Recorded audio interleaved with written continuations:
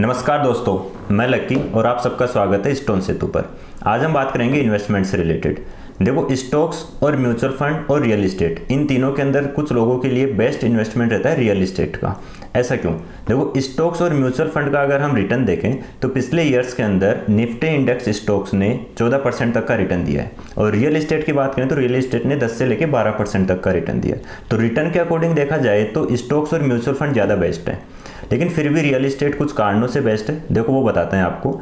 Real estate में जब पैसा हम इन्वेस्ट करते हैं या पैसा डालते हैं तो हमें 10 लाख, 50 लाख या 1 करोड़ तक का पैसा हमें चाहिए इन्वेस्ट करने के लिए, और वो पैसा अगर हमारे पास हो भी तो भी हम उसे स्टॉक्स मार्केट में इन्वेस्ट नहीं कर पाते, क्योंकि इतनी हिम्मत ही हम नहीं बना पाते कि स्टॉक मार्केट में वो पैसा हम इन्वेस्ट करें।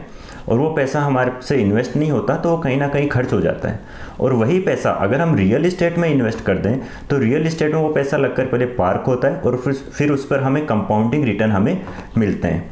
रियल इस्टेट को बेचना आसान नहीं है, इसलिए रियल इस्टेट में पैसा लॉन्ग टाइम तक लगा रहता है। और स्टॉक्स को बेचना आसान है, स्टॉक्स को हम एक क्लिक के ऊपर सेल कर सकते हैं। स्टोन सेतु टीम की आप हेल्प लेके रियल इस्टेट को थोड़ा आसानी से सेल कर सकते हैं, आसानी से बाय कर सकते हैं, लेकिन फिर भी स्टॉक्स के कंपैरिजन में हम देखें तो आसान नहीं है। और रियल इस्टेट का यही रीज़न है कि रियल इस्टेट के अंदर लॉन्ग टाइम तक पैसा लगा रहता है और वहाँ से हमें कंपाउंडिंग रिटर्न मिलते ही मिलते हैं। अब हम बात करते हैं टिप की।